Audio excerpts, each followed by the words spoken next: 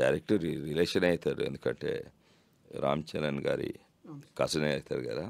అట్లా అల్లు అరవింద్ కూడా నాకు తెలుసు. ఎందుకన్నా దీని వెనక ముఖ్యమంత్రి ఉండా పోలీస్ ఓవర్ ఎంతూజియామా నాకు తెలియదు, కానీ ఇటువంటి ఘటన ఎన్నో జరుగుతాయి. అండ్ నేను ఆ రోజు ముఖ్యమంత్రి ఢిల్లీలోనే ఉండే ఈ ఘటన జరిగినప్పుడు. నెక్స్ట్ డే మార్నింగ్ నేను అప్పుడే అల్లు అరవింద్ గారికి ఫోన్ చేసినాను, ఏమైనా కావాలన్నా ముఖ్యమంత్రి గారి దృష్టికి తేవాలన్నా అంటే మీ ఇష్టం అన్నారు. కానీ ముఖ్యమంత్రి నాకు కలవలేదు. కానీ కరెక్టే, తీరా స్ట్రిక్ట్ చూస్తే అవును అది కొంచెం ఇర్రెస్పాన్సిబిలిటీ ఉండొచ్చు, కానీ ఇంత కఠినమైన చర్య తీసుకోవద్దు. ఒకవేళ తీసుకుంటే అందరు మీరు తీసుకోవాలి.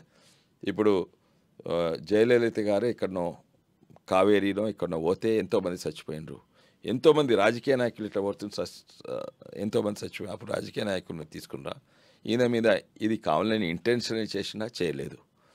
సరే నేను కార్లో పోతున్నా, యాక్సిడెంట్ జరిగింది, నేను పోయినందుకు ఇంటెన్షన్ అయితే చేయలేదు కదా.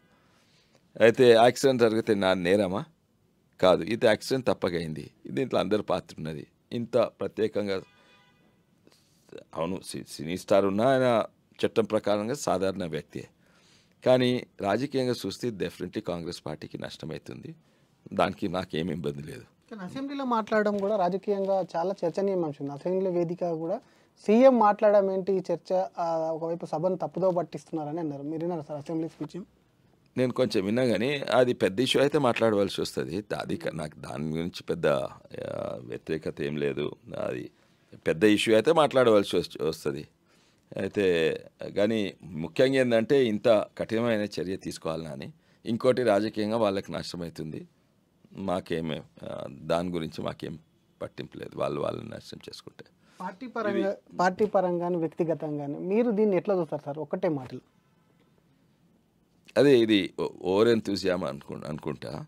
తప్పు జరిగింది, దాంట్లో అనుమానం లేదు. కానీ ఎంత కఠినమైన చర్యలు తీసుకోవాలన్నా, జైల్లో పెట్టాలన్నా, అది ఎంతోమంది చనిపోయినరు అప్పుడు రాజకీయ నాయకుల వల్ల, వాళ్ళ మీద చర్యలు తీసుకున్నా అని.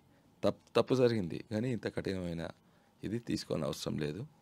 అండ్ తీసుకుంటే అందరి మీద తీసుకోవాలి. ఎంతోమంది చచ్చిపోతున్నారు ఎన్నో కారణాల వల్ల, పోలీస్ నిర్లక్ష్యం వల్ల, గవర్నమెంట్ నిర్లక్ష్యం వల్ల ఎంతోమంది చచ్చిపోతున్నారు.